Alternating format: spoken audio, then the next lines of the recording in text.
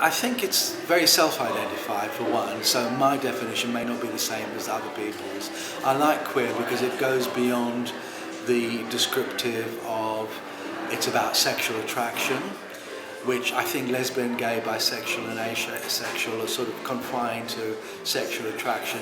by definition really, and trans and intersex are really talking about gender is fine, but I think queer transcends all of those sorts of things because it encompasses the sexual attraction, it encompasses the gender identity, but it also goes into questions of politics and how we relate, and that the person is political, how we live is political, and our political choices are our lifestyle choices, and all those things come into queer and queer theory and all that kind of stuff as well. So I think queer is a useful term. I know not everybody accepts it, but I think for me it's a really useful term because it's a very challenging term in itself. And also for me, I like it because it goes into this area of, in the normal world, queer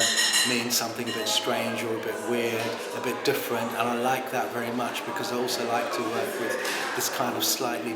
unusual energy and this kind of maybe magical energy. To me, queer is a position that is challenging or undermining or critiquing dominant understandings of gender or sexuality. So I would maybe go as far as to say that you can be a gay person, you can be LGBT, lesbian, gay or bi without really being queer, because to be queer is to be, is to be critiquing, is to be challenging normative understandings of gender. But if your aspiration in life is to be a gay man who marries another gay man, and even though that's not normative in a way, you're still trying to assimilate into normative understandings of gender. You're trying to create this new understanding of gender, which in a way is pretty much just aping all of the same kind of standards of that,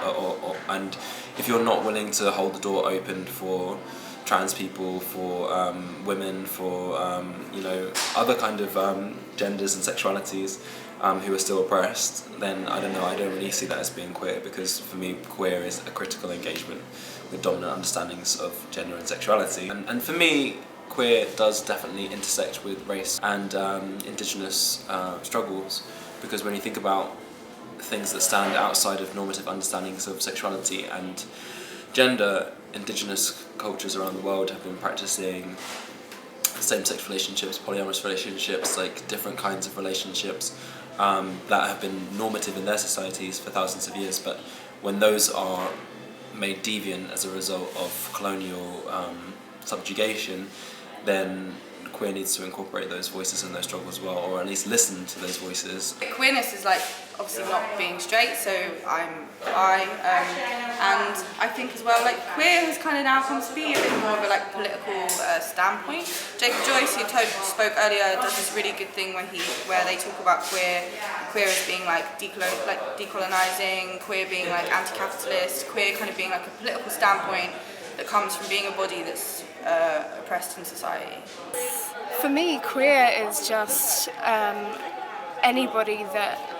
kind of isn't straight, I guess, and doesn't follow sort of heteronormative rules. So that can, you can be gay, lesbian, bi, anything, trans, anything within queer. So for me,